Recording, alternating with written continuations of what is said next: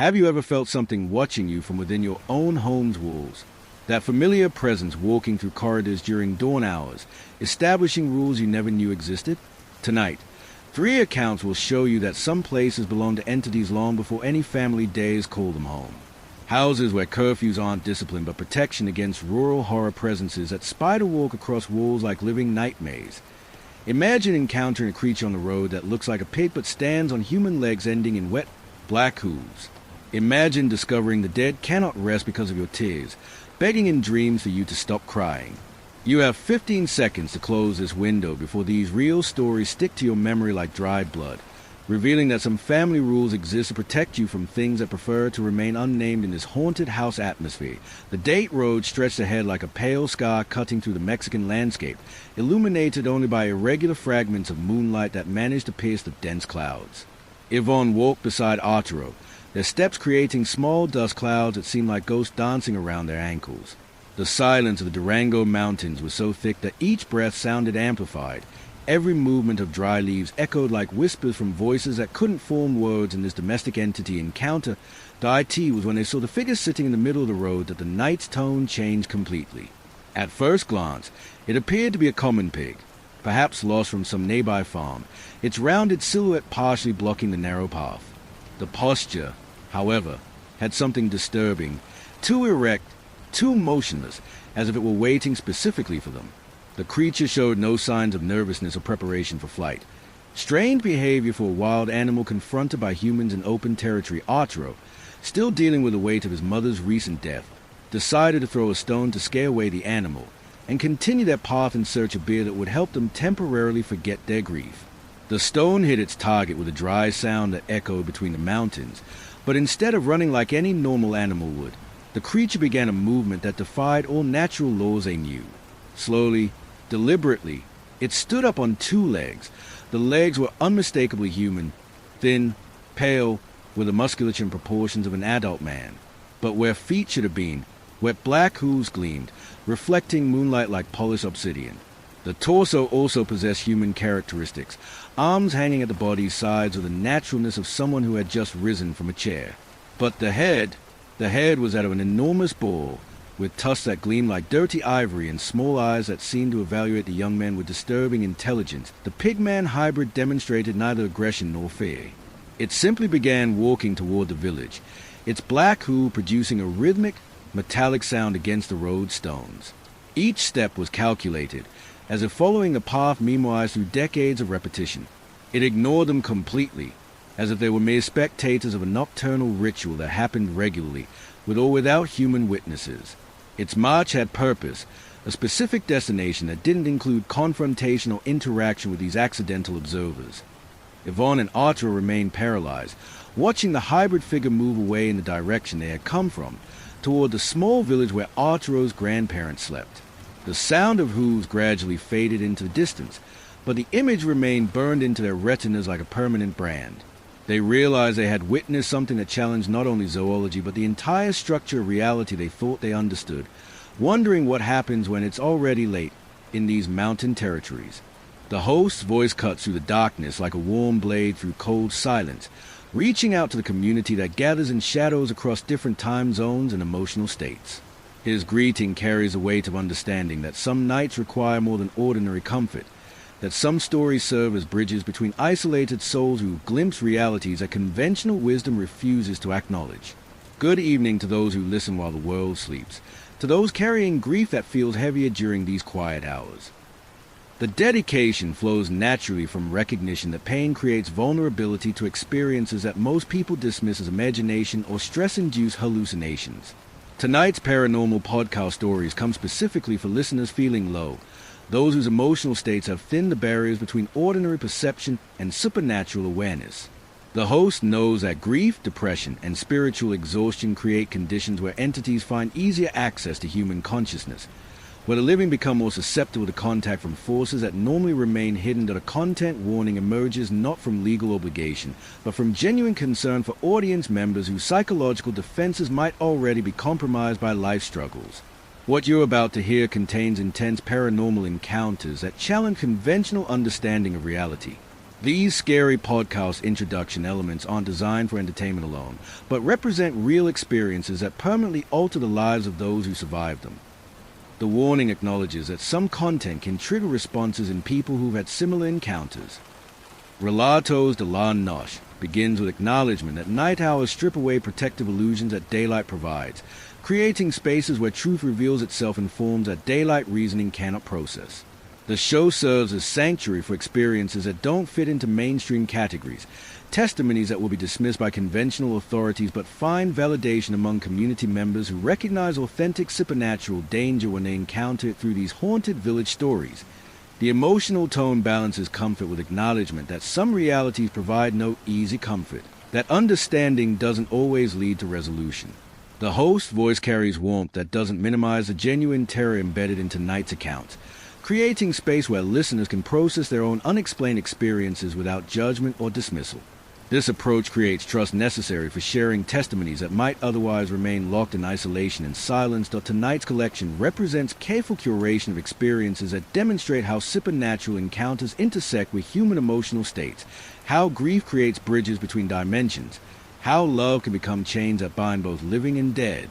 The stories serve multiple purposes: validation for those who've had similar experiences, education for those who might encounter comparable situations, and documentation of humanity's ongoing contact with forces that operate beyond conventional understanding.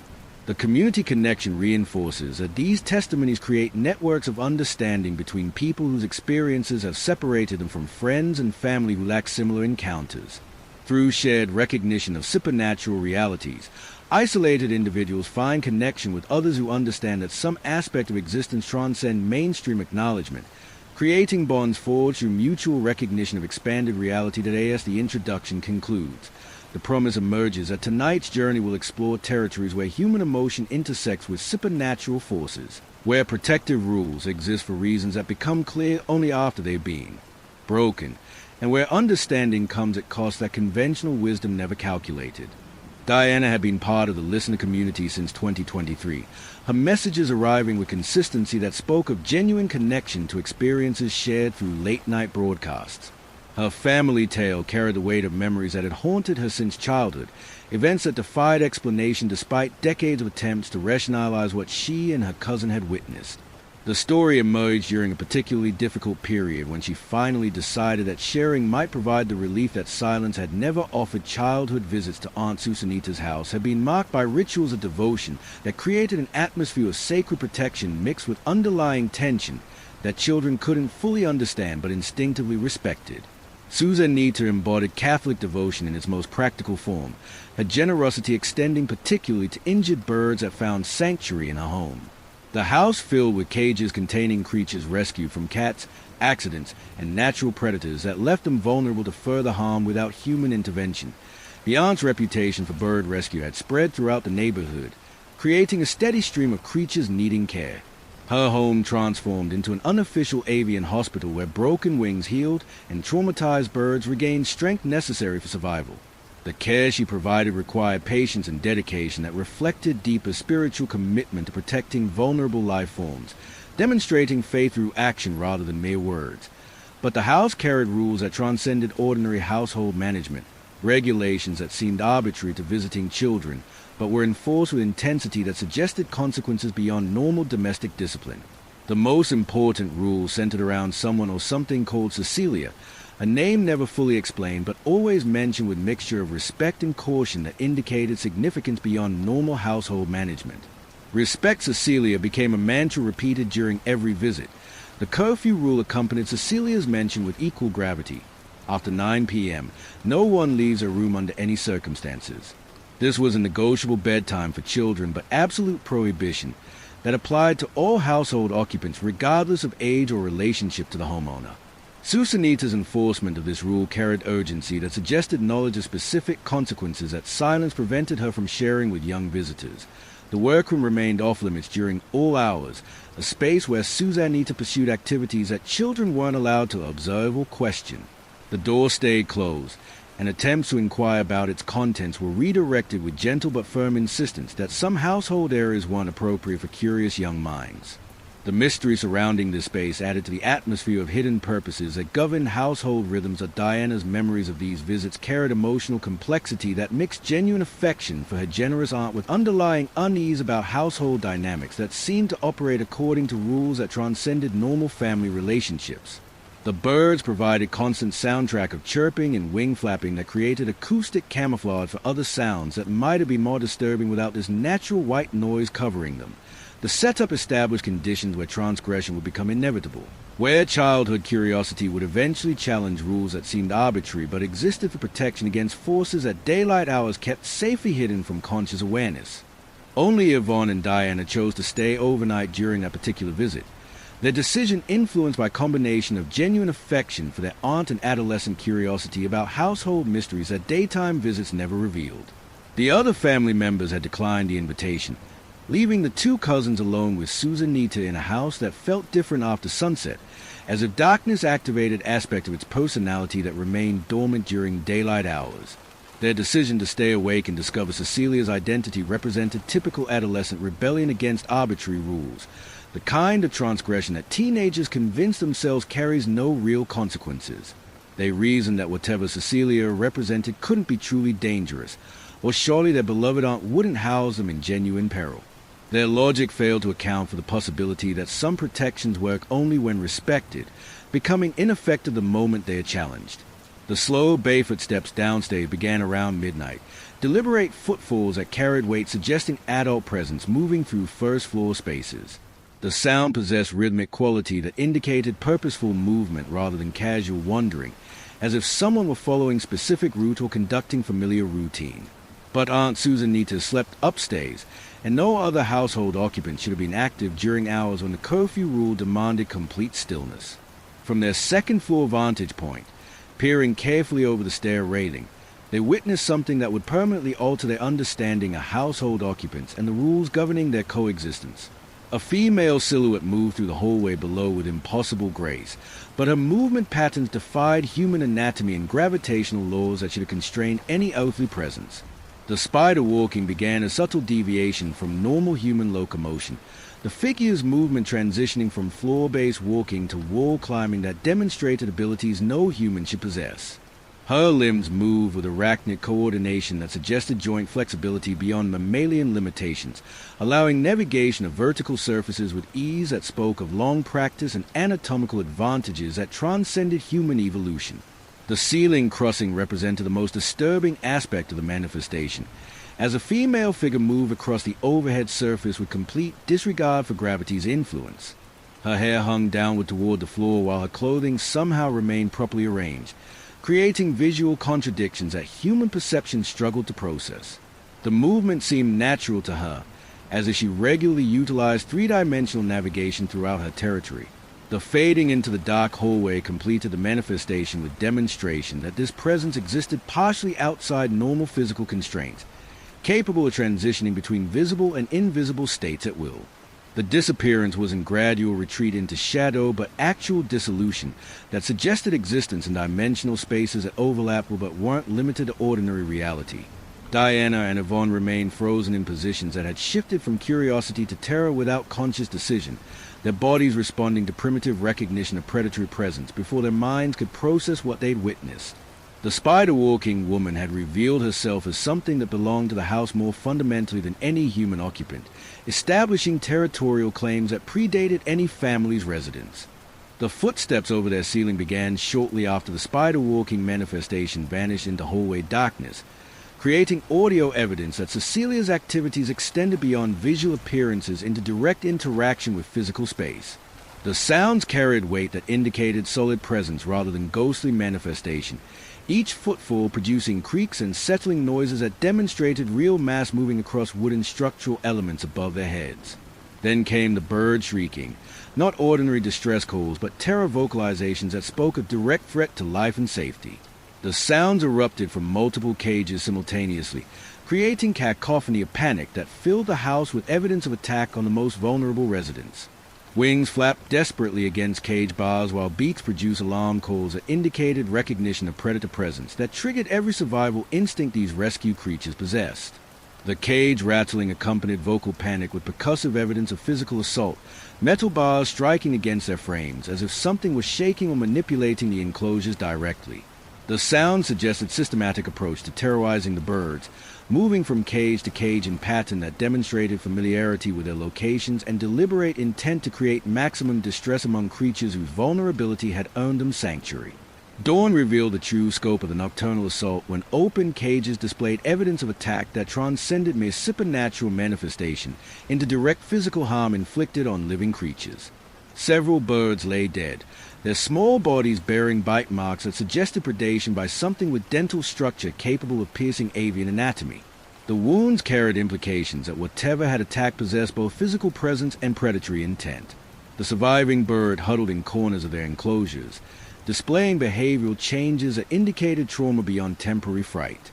Their postures suggested recognition that their sanctuary had been compromised, that protective measures they relied upon had failed to prevent attack by something that regarded them as legitimate prey. The psychological impact on creatures already vulnerable from previous injuries created double trauma that might prove more damaging than original rescue circumstances. Aunt Susanita's accusation came with emotional weight that mixed genuine anger with deeper disappointment that protective rules had been violated despite her careful instructions. Her confrontation with Diana and Yvonne carried undertones of fear rather than mere disciplinary concern, as if their transgression had activated consequences she'd worked carefully to prevent. "You broke the rule," she said, but her tone suggested knowledge of specific dangers rather than arbitrary authority. Their sworn denial that they'd never left the room met with skeptical reception that indicated Susanita's understanding that rule violations could trigger supernatural responses regardless of physical movement. The attack on her birds represented consequence of broken spiritual protection rather than direct human action, but consequences remained equally devastating whether caused by active transgression or passive rule violation.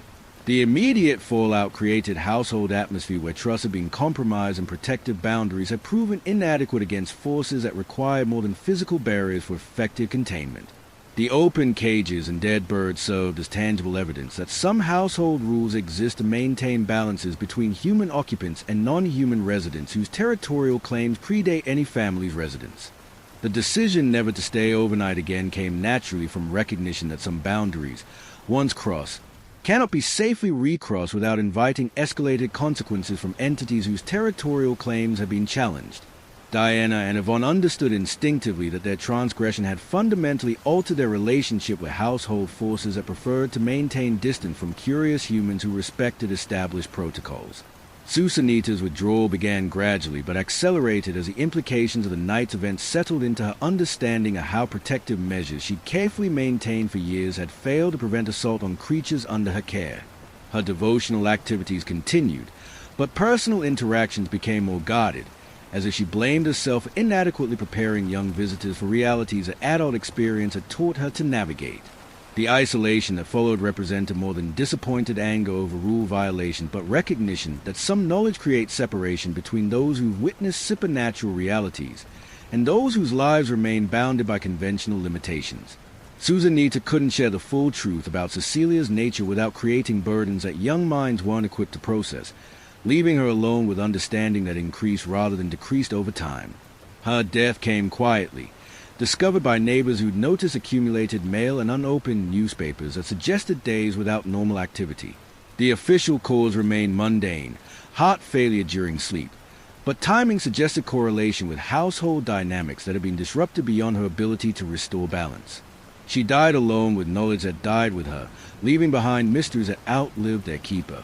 The house abandonment followed legal disputes among family members who couldn't agree on inheritance distribution or property management responsibilities. But beneath administrative complications lay deeper reluctance to assume responsibility for residents that carried unexplained obligations and household occupants whose needs transcended normal maintenance requirements.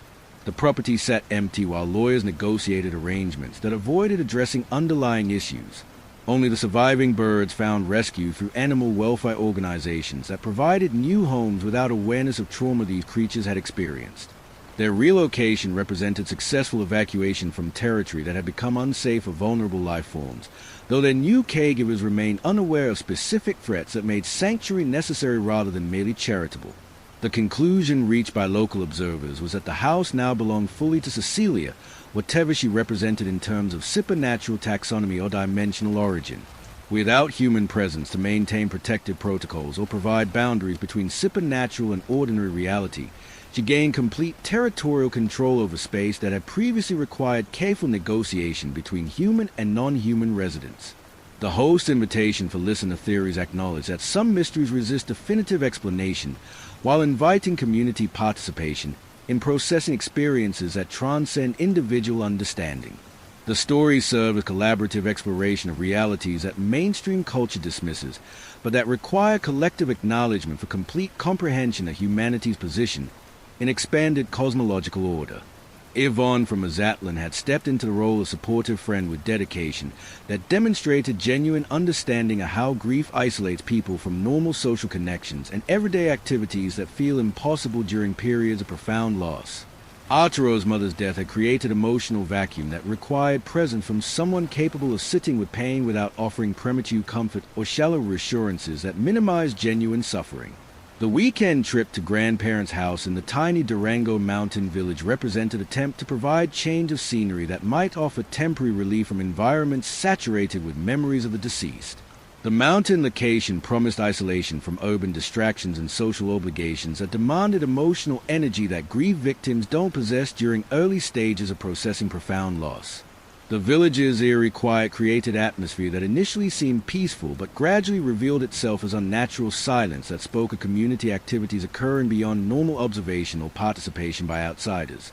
The residents moved through daily routines with efficiency that suggested careful coordination, but avoided casual interaction with visitors who might ask questions about local customs or seasonal activities. Evening conversations with Arturo's grandparents carried undertones of concern that transcended normal worry about grieving family members, as if the timing of their visit coincided with local events that created additional complications for household management. The elderly couple exchanged glances that suggested shared knowledge about circumstances that required careful navigation without clear explanation to visitors unfamiliar with local protocols. The decision to slip out for beer represented typical young adult response to oppressive emotional atmosphere in rural isolation that felt suffocating rather than healing. Their need for alcohol stemmed from desire to numb grief temporarily rather than genuine celebration, seeking chemical assistance for processing loss that felt too overwhelming for conscious engagement. The night air and physical activity promised relief from claustrophobic indoor spaces. The date road under patchy moonlight created perfect setting for encounter with supernatural forces that operate more freely during hours when human activity reaches minimum levels and protective barriers maintained by community consensus become temporarily permeable. The irregular illumination created shadow patterns that could easily conceal supernatural presence until direct confrontation became unavoidable. Their casual conversation during the walk focused on memories of Arturo's mother and attempts to process grief through shared reminiscence, creating emotional vulnerability that might have attracted supernatural attention from entities drawn to psychological states that create openings in normal defensive barriers. Grief creates spiritual wounds that certain predatory forces recognize as opportunities for contact or feeding. The peaceful nature of their evening stroll contrasted sharply with the terror that would follow, demonstrating how supernatural encounters often intrude into ordinary activities without warning or preparation, transforming routine experiences into life-altering confrontations with realities that conventional wisdom insists cannot exist in civilized territories where human authority maintains control over environmental factors. The pig sitting oddly in the road initially appeared to be merely unusual rather than supernatural, its posture suggesting intelligence but not necessarily non-human origin, until closer observation revealed details that transcended normal animal behavior. The creature's stillness demonstrated patience rather than natural animal alertness, as if it were waiting for specific individuals rather than merely blocking passage through territory it considered its own domain. After the tossed stone struck its target, the transformation from apparent quadruped to bipedal entity occurred with deliberate slowness that suggested conscious choice rather than instinctive reaction. The rising motion carried ceremonial quality that indicated this revelation represented significant moment in encounter designed to demonstrate supernatural presence to specific witnesses who needed to understand territorial boundaries and local power structures. The thin human leg provided anatomical foundation for upright locomotion while maintaining enough human characteristics to create psychological impact on observers whose minds struggled to process hybrid anatomy that violated established categories of earthly creatures. The pale skin suggested indoor existence or nocturnal lifestyle that avoided sun exposure, implying lifestyle that differed significantly from normal human patterns. The wet black hooves gleamed with moisture that reflected moonlight while producing metallic sounds against road stones, creating audio evidence of supernatural presence that complemented visual impossibility of hybrid anatomy. The wetness suggested recent emergence from environment where such moisture would be natural, though the specific source remained unclear and potentially disturbing if investigated too closely. The human chest provided anatomical bridge between recognizable human characteristics and obviously non-human elements, creating visual confusion that prevented easy categorization while maintaining enough familiar elements to trigger human empathy responses that competed with appropriate fear reactions. This combination created psychological vulnerability that predatory entities often exploit during initial contact. The oversized boar's head represented the most obviously non-human element, carrying implications of intelligence that transcended normal porcine cognition while maintaining predatory characteristics associated with wild boar behavior. The size suggested supernatural enhancement rather than normal genetic variation, implying origin in dimensional spaces where different evolutionary pressures might produce hybrid creatures. The forelimbs maintaining pig-like characteristics while the entity demonstrated human locomotive ability created additional anatomical contradictions that human perception struggled to process coherently. The hybrid nature suggested origin in reality spaces where conventional biological rules might operate differently, allowing combinations that earthly evolution would render impossible.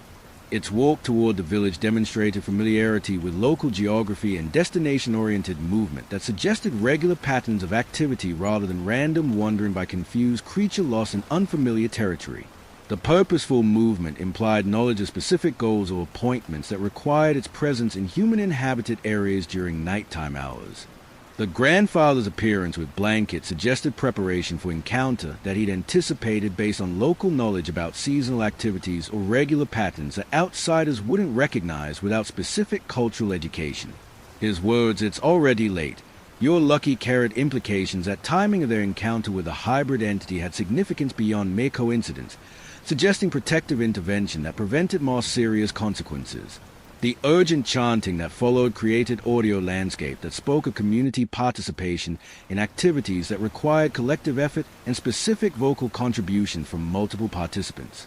The sounds carried ritualistic quality that suggested generations of practice and cultural transmission of techniques necessary for managing supernatural forces that operated in local territory according to seasonal or lunar schedules. The cheers like those heard at goal-scoring events created surreal juxtaposition between supernatural ceremony and familiar sports celebrations, suggesting that local population might regard these activities with mixture of reverence and excitement rather than pure terror. The enthusiasm implied successful completion of community objectives that required supernatural cooperation or management. The orange bonfire glow visible in the distance provided visual evidence of large-scale community activity that confirmed the grandfather's assertion that it's arrived, suggesting that the hybrid entity's movement toward village represented expected participation in ceremonial activities rather than random supernatural encounter. The fire's color and intensity implied specific fuel sources or supernatural enhancement that transcended ordinary combustion. His order not to look demonstrated knowledge that direct observation of certain supernatural activities could create consequences for witnesses who lack appropriate cultural preparation or protective knowledge. The prohibition suggested that some aspect of local supernatural management required community consensus about appropriate levels of participation and observation from different demographic categories. The journey back home occurred in silence that felt imposed rather than natural, creating atmosphere where questions seemed inappropriate or potentially dangerous if voiced aloud. The grandfather's demeanor suggested that discussion of witness events required specific timing and location, possibly with additional protective measures that roadside conversation couldn't provide. The grandmother's tea service represented hospitality that carried undertones of medicinal intervention, as the beverage contained ingredients designed to process supernatural exposure or create protective barriers against psychological contamination from witness events. The tea's effects on sleep patterns suggested pharmaceutical properties beyond normal herbal remedies. The unnaturally deep sleep that followed prevented normal dream processing of traumatic encounters, while potentially creating protective amnesia that might shield unprepared minds from psychological damage caused by exposure to supernatural realities. The depth and quality of sleep suggested chemical intervention, rather than mere exhaustion from emotional stress. Saturday morning arrived with deceptive normalcy that contrasted sharply with the previous night's supernatural encounters, creating cognitive dissonance between remembered terror and daylight rationality that attempted to dismiss nocturnal experiences as stress-induced hallucinations or grief-related psychological disturbances. The sunlight seemed to restore conventional reality while supernatural elements retreated to spaces where daylight couldn't penetrate their activities. The village atmosphere carried underlying tension that suggested community-wide awareness of previous night's activities combined with collective agreement to maintain silence about events that outsiders couldn't understand without cultural context that required generations of local residents to develop. The residents moved through morning routines with efficiency that avoided casual conversation about topics that might reveal information inappropriate for sharing. The shops and businesses remained closed despite normal operating schedules, creating economic disruption that implied prioritization of supernatural management over ordinary commercial activities. The closure suggested community consensus that certain periods require complete focus on non-commercial activities that take precedence over material concerns that normally drive daily schedules and social interactions. No one discussed the previous night's events despite obvious evidence that community-wide activities had occurred, creating information vacuum that protected cultural secrets while leaving visitors to process witnessed supernatural encounters without local guidance or validation.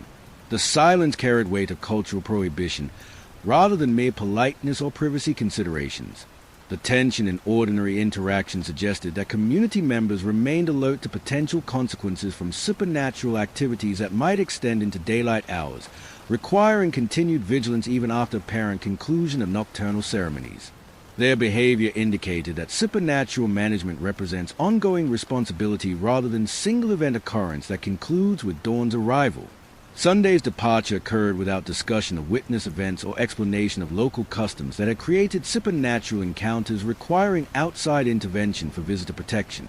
The family's farewell carried relief that suggested successful navigation of potentially dangerous period without serious consequences for guests who lacked cultural preparation for local supernatural realities. Yvonne's wondering about what happens when it's not late represented recognition that timing had played a crucial role in their survival, that different temporal circumstances might have created encounters with supernatural forces that required community protection rather than individual luck. His question acknowledged that their experience represented fortunate exception rather than typical outcome for unprepared visitors. The final reflection on territorial boundaries and supernatural management systems that operate beyond urban awareness suggested recognition that rural communities maintain relationships with non-human entities through cultural practices that cities have abandoned in favor of technological solutions that prove inadequate for managing supernatural forces. The experience provided education about expanded reality that urban life systematically conceals from mainstream consciousness.